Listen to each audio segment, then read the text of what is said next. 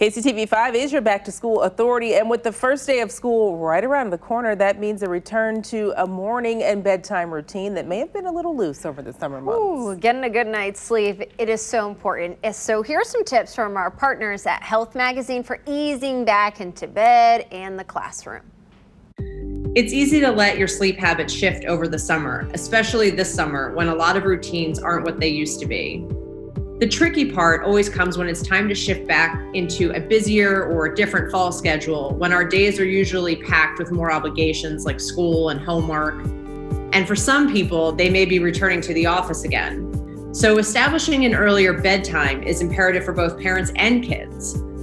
It's best to start changing your sleep routine gradually before school begins, because the earlier you start the process, the easier the transition will be on everyone.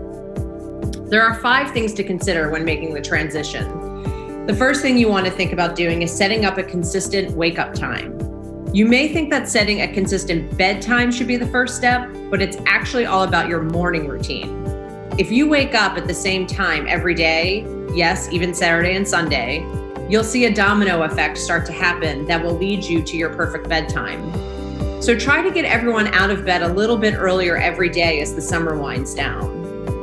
In general, trying to catch up on sleep over the weekend is actually counterproductive. Although you may be able to catch up on sleep and feel better on those days, your concentration, mood, and effectiveness during the week is still compromised when you're sleep deprived the rest of the week.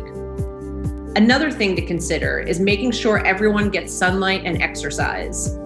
Exercise and exposure to natural sunlight are key to maintaining everyone's sanity and regulating your circadian rhythm. Prioritize spending at least 30 minutes outside, weather permitting, and getting 20 to 30 minutes of cardio every day, as long as it's not too close to bedtime. Another thing to consider is establish and stick to a pre-bedtime routine. Think of your bedtime routine like a flight. When your flight is a 10 p.m. departure, you don't get to the airport at 10. You're there at 9 or 9:30. So prepare for sleep ahead of time with the routine that works for you as you wind down, giving yourself a buffer zone of about 30 to 45 minutes.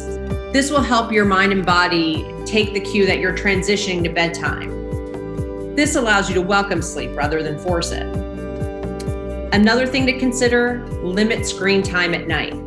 You want to avoid blue light, which can impact sleep even more strongly in teens, and tricks your brain into thinking it's time to wake up.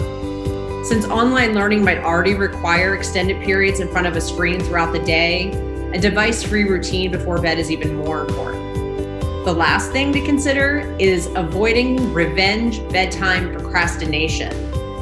This is the refusal to shut your eyes when you know you should because you want to squeeze in a little extra me time at night. And it's an actual psychological phenomenon.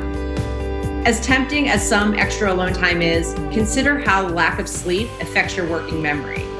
It's also been shown to negatively affect alertness, reasoning, and reaction times. Sleep deprivation is also closely linked to mental health issues like anxiety and depression, both of which are already on the rise because of the pandemic. The bottom line is a regular bedtime routine and consistent wake-up time are key to establishing a healthy sleep schedule. And the earlier you start getting into a routine, the easier the back to school and/or office will be. When we're well rested, we are more focused, productive, motivated, energized, healthy, and happy.